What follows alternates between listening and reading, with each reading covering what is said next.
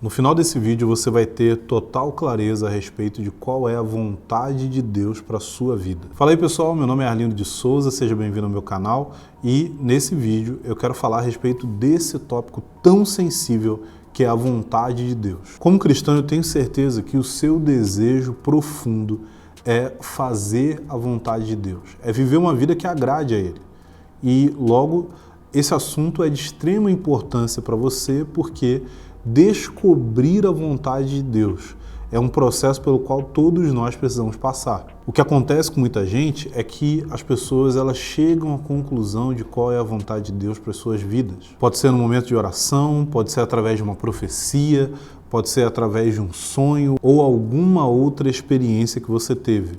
Em algum momento você chegou à conclusão: Deus falou comigo que é isso que eu devo fazer da minha vida. E a gente vê isso acontecendo com uma certa frequência.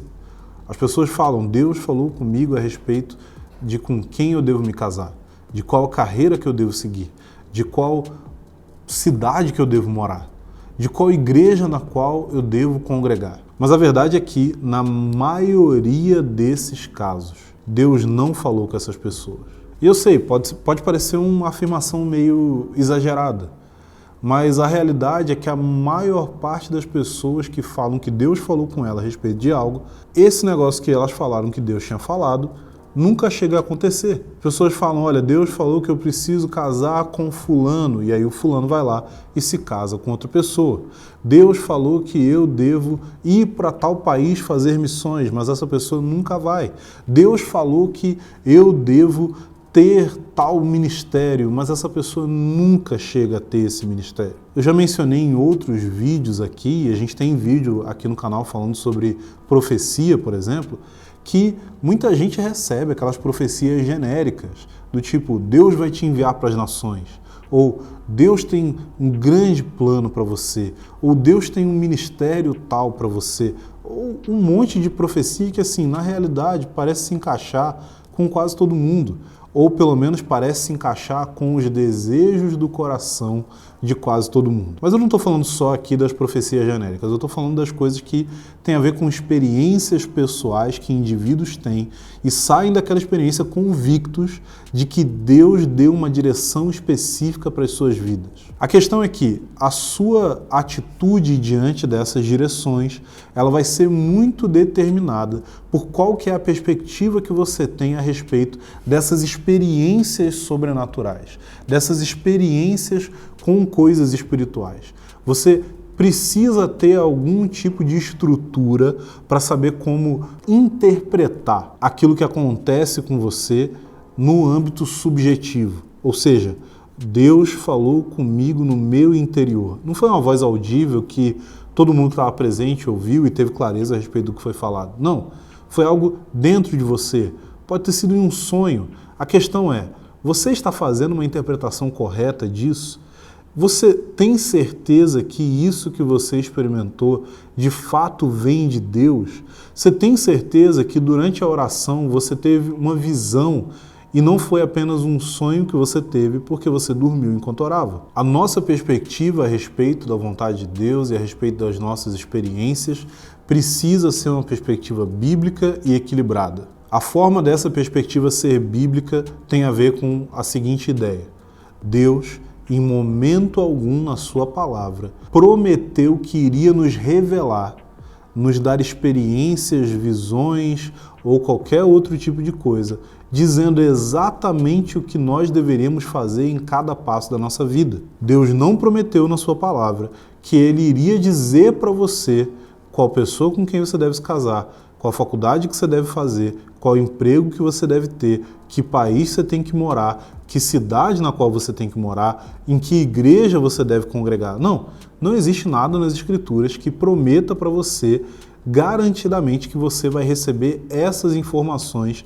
da parte de Deus. Inclusive, um texto muito mal utilizado, que é Deuteronômio 29:29, vai dizer que as coisas ocultas pertencem a Deus, as reveladas a nós e aos nossos filhos para que as cumpramos. Muita gente usa esse texto de uma forma errada, simplesmente colocando ele como uma desculpa pela sua falta de estudo teológico. Mas a realidade é que o que o texto está dizendo para nós é que as coisas ocultas, ou seja, as coisas que Deus não comunicou, elas pertencem somente a Ele. Se Ele vai, de alguma forma, compartilhar alguma dessas coisas conosco, é uma decisão que Ele vai tomar. Mas não é algo que é garantido que nós vamos receber. Nesse sentido, a gente precisa considerar que essas coisas ocultas estão ocultas de nós. E nós não temos como dizer com total clareza o que vai acontecer na nossa vida ou exatamente aquilo que Deus quer que aconteça na nossa vida. Mas o texto vai dizer que as coisas reveladas pertencem a nós e aos nossos filhos para que nós as cumpramos. E o texto ali está fazendo referência à revelação de Deus na sua palavra. Deus se revelou nas Escrituras e isso que Deus revelou a respeito de quem Ele é, de qual é o seu plano e de qual é o seu caráter, é o que nós devemos ter como regra para a nossa vida. Por que o autor ali usa o termo para que nós as cumpramos? Porque ele está falando a respeito de obedecer os mandamentos de Deus. Tem muita gente que está bem preocupada em fazer a vontade de Deus e não errar a vontade de Deus e não perder a vontade de Deus, mas está pouco preocupada em viver em santidade. E por isso que eu disse que a nossa perspectiva sobre essas coisas precisa ser bíblica e equilibrada.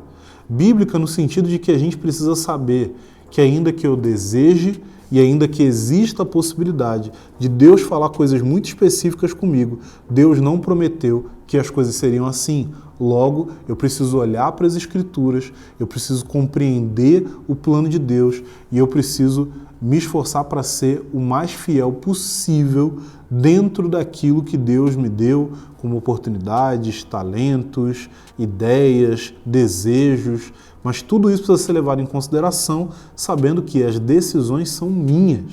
E aí que entra a parte do equilíbrio. Muita gente está afim de procurar a vontade de Deus não porque essa pessoa ela está querendo ser fiel a Deus, ela quer procurar a vontade de Deus porque ela não quer que as coisas deem errado na sua vida. Ela quer deixar as decisões na mão de Deus, porque se alguma coisa der errado, é culpa de Deus e não dela. Mas Deus não tem o desejo que todos os seus filhos se tornem infantes eternos. Não, imagina, você que tem filho, que está me ouvindo agora, você gostaria que o seu filho fosse para sempre dependente de você para tomar cada uma das decisões dele? Talvez é importante os pais tomarem as decisões por seus filhos quando eles são muito pequenos, mas chega uma hora que a criança precisa amadurecer. Da mesma forma, você, como cristão, precisa amadurecer para tomar decisões que são inspiradas pela sabedoria bíblica, pela noção que a gente tem da realidade, e baseado nisso, você decide o que você vai fazer. Mas a realidade é que você é livre. A vontade de Deus tem muito mais a ver com obedecer os mandamentos descritos nas Escrituras, com ter um coração da maneira como Deus nos chama para ter, com amar a Deus acima de todas as coisas e amar o próximo como a nós mesmos. Fora isso, as outras decisões da sua vida, elas precisam ser tomadas com sabedoria. Quer dizer que então Deus nunca vai falar comigo? Não, não foi isso que eu disse. Você vai saber, por exemplo, tem um vídeo aqui no canal a respeito de Deus falar conosco, e eu falo ali naquele vídeo como que a minha própria conversão, o início da minha jornada com Deus se iniciou com Deus falando diretamente comigo. E essa experiência deixa muito claro para mim que Deus fala. Mas a experiência não pode moldar a minha prática e o meu pensamento mais do que as Escrituras. E por isso eu quero dizer para você, se você está frustrado hoje, pensando que você não obedeceu aquilo que era a vontade de Deus para a sua vida e agora tudo está perdido, porque você perdeu o trilho do trem lá atrás e agora você não tem como mais se colocar no rumo. Eu quero dizer para você que a vontade de Deus não é um trilho de trem, que se você perder uma peça, tudo vai descarrilhar.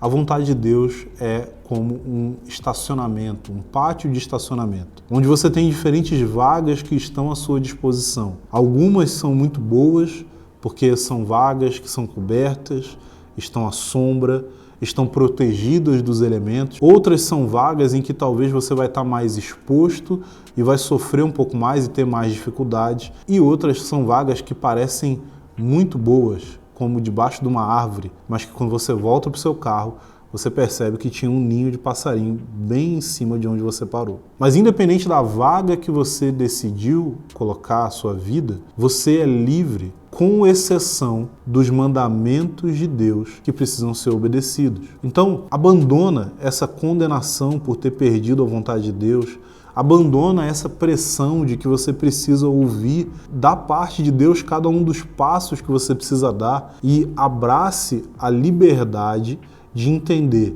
que Deus revelou na sua palavra que tipo de vida Ele quer que a gente viva. E essa vida que Ele quer para nós é uma vida de santidade. Não deixe de se inscrever aqui no canal, de ativar o sininho, de curtir esse vídeo. E se você tem mais dúvidas, seja nesse assunto, seja em qualquer outro, dentro da teologia, da vida cristã, da espiritualidade, escreve aqui nos comentários e eu vou ter muita alegria de fazer vídeo para vocês aqui, sanando suas dúvidas e ajudando você a crescer na sua vida cristã.